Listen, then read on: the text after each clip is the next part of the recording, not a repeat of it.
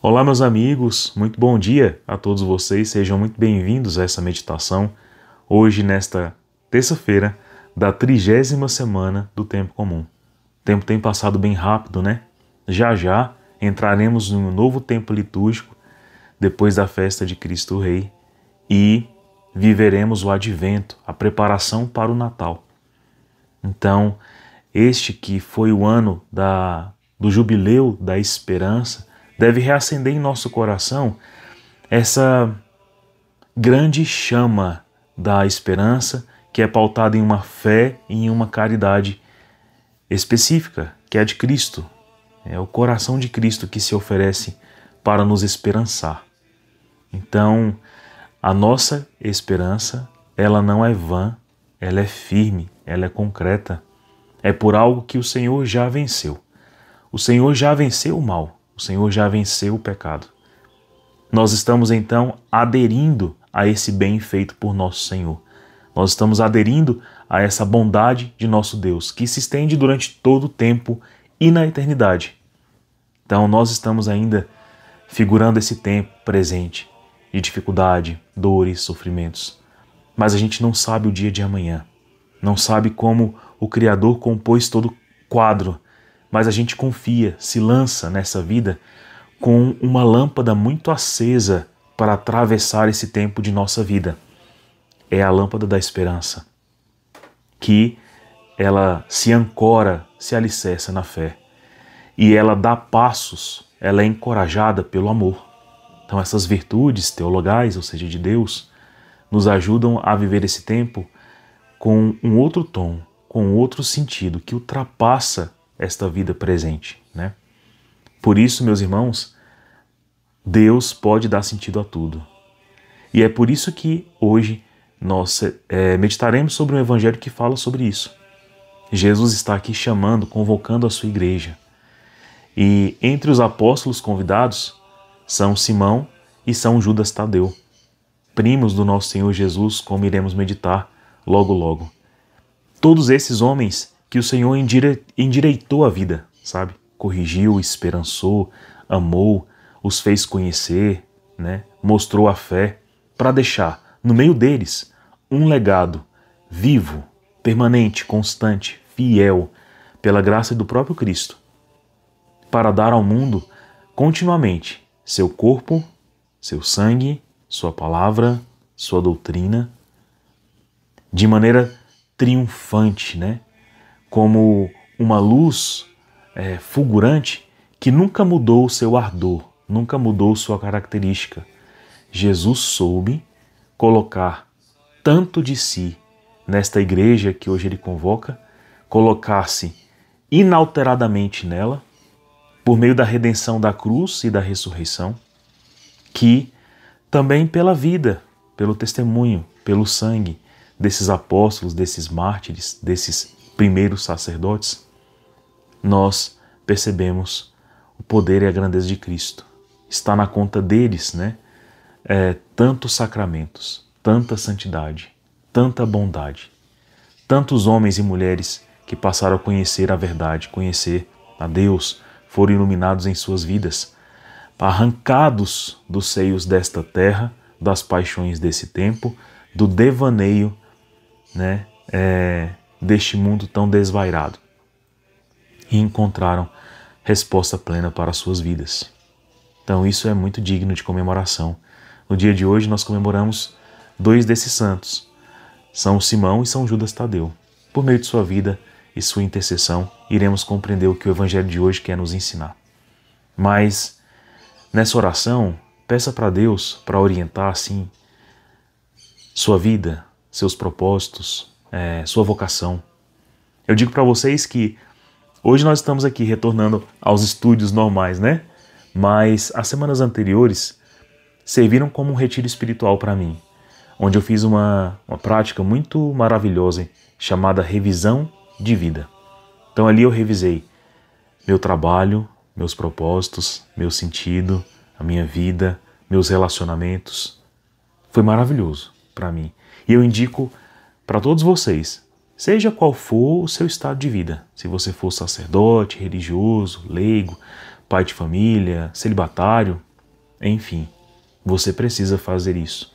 Encontrar-se com Deus, reavaliar. E aí, Senhor, como é que está a minha vida? Se hoje minha vida for concluída, qual terá sido o seu sentido? Terá a tua graça alcançado êxito, né? Nas minhas escolhas, no que eu faço, no que eu falo, em como eu convivo? Eu melhorei, eu me curei, né? Eu me separei das garras desta terra, deste mundo, né? Enfim, fiz essa prática. E meus irmãos, como ela é salutar.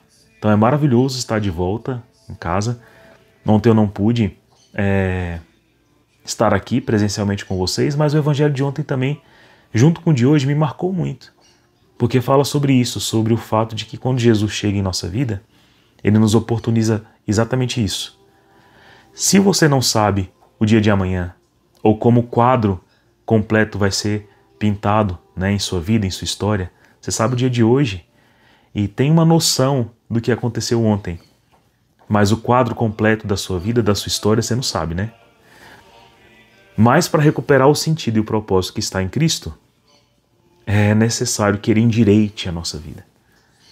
E ontem o Evangelho falava sobre a cura de uma mulher que estava possessa e tinha a coluna encurvada. E eu tenho um problema físico, né, grave na minha coluna, que muitas vezes me leva a ficar encurvado, travado, né, que eu não consigo fazer nada.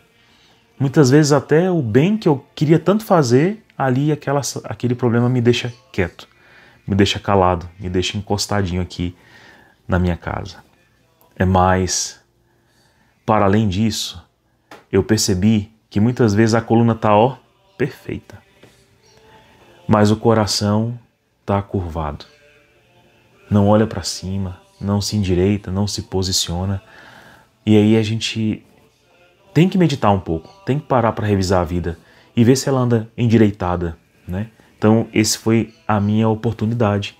O evangelho de ontem me ajudou, porque Jesus mostrou que, independente se é oportuno, se não é, se as pessoas estão vendo ou não, se as pessoas compreendem Ele mesmo ou não, qual é o seu objetivo de vida, qual é o meu objetivo de vida? É compreender Jesus e permitir que Ele endireite, que Ele reposicione, coloque tudo no eixo, num eixo do propósito, do sentido que Ele me convidou a viver e que eu já aceitei. Eu já aceitei. Então eu preciso, todos os dias, quando eu acordar, abrir meus olhos, dizer assim: o que faremos hoje, Senhor? Como mais testificar o propósito de vida, como mais apurar o sabor das coisas, como viver com mais esperança. Pois já que eu não sei o dia seguinte, né? Já que eu tenho uma noção do passado e só o Senhor conhece toda a minha vida, é preciso que hoje eu use a lâmpada da esperança, né? Que é robustecida no calor da caridade e é alicerçada na fé. E com essa lâmpada eu consigo dar os próximos passos, o dia de hoje, o dia de amanhã, o dia de depois de amanhã, o dia da semana. Então eu peço isso a você nessa oração inicial. Que o Senhor te ilumine e acenda a esperança no seu coração. Esperança essa pautada na fé nele e aquecida em decisões diárias que sejam caridade, que sejam amor. Essas virtudes teologais, ou seja, dadas por Deus para nós, são essenciais.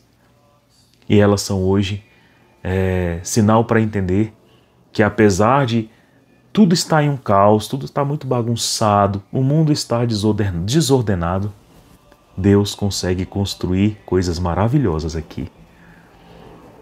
Então hoje nós vivemos legado de santos como São Francisco, Santo Agostinho, São Tomás de Aquino, Santa Teresa d'Ávila, São João da Cruz, Santa Teresinha. E os santos de hoje, os apóstolos, né? São Simão, São Judas Tadeu. Sob o legado da sua mãe, do seu pai, do seu avô, da sua avó, temos algo que precisa brilhar em nosso coração e exercer nesse mundo, com grande potência, todo o bem que é capaz de ser realizado. Então, que essas palavras de hoje do Evangelho realizem isso em nosso coração. Vamos pedir isso ao nosso Senhor, pela intercessão da Virgem Maria Santíssima. Ave Maria, cheia de graça, o Senhor é convosco. Bendita sois vós entre as mulheres, bendito é o fruto do vosso ventre, Jesus. Santa Maria, Mãe de Deus, rogai por nós, pecadores, agora e na hora de nossa morte. Amém. Permaneceremos reunidos em nome do Pai, do Filho e do Espírito Santo. Amém. Então hoje eu vou ler, com vocês o Evangelho. Está em Lucas 6, versículos de 12 a 19. E diz assim: percebam a construção, de Nosso Senhor para um legado tão grande, vivido na igreja, e para um propósito, um sentido na vida humana. Diz assim: naqueles dias, Jesus foi à montanha para rezar. Passou a noite toda em oração. Ao amanhecer, chamou seus discípulos para escolher 12 entre eles, aos quais deu o nome de apóstolos. Simão, a quem impôs o nome de Pedro, e seu irmão André, Tiago e João, Filipe e Bartolomeu, Mateus e Tomé, Tiago, filho de Alfeu, e Simão, chamado Zelota, Judas, filho de Tiago, e Judas Iscariotes, aquele que se tornou traidor. Jesus desceu da montanha, e com eles, e parou num lugar num plano. Jesus desceu da montanha, e parou com eles num lugar plano. Ali estavam muitos com seus discípulos e grande multidão de gente de toda a Judéia e de Jerusalém e do litoral de Tiro e Sidônia. Vieram para ouvir Jesus e serem curados de suas doenças. E aqueles que foram atormentados por espíritos maus também foram curados. A multidão toda procurava tocar em Jesus, porque uma força saía dele e curava a todos. Olha que forte essa leitura. Então, a comunhão estabelecida entre os homens e Deus, ela é feita mediante a oração. Jesus começa o Evangelho hoje no alto da montanha para rezar e passa a noite inteira em contemplação. A nossa vida, para ter ordem, para ter sentido, para ter coesão, para devolver-se a Cristo, ela precisa de oração. Nós não vivemos apenas da prática, da ação das coisas. Nós precisamos de contemplar uma verdade. Veja bem, se a gente pega os nossos sentidos e coloca hoje em coisas ruins por causa das paixões, por exemplo, eu coloco a minha visão e coloco em algo que é torpe e me causa prazer, mas tiro essa visão de Deus. Eu erro, porque eu vou passar a amar o que eu contemplo. Então, ponde os teus olhos, a tua ambição, a tua cobiça, o teu desejo em Deus. Ponde também o teu descanso, o teu trabalho, a tua fome, a tua sede, o teu desejo, o teu anseio em Deus.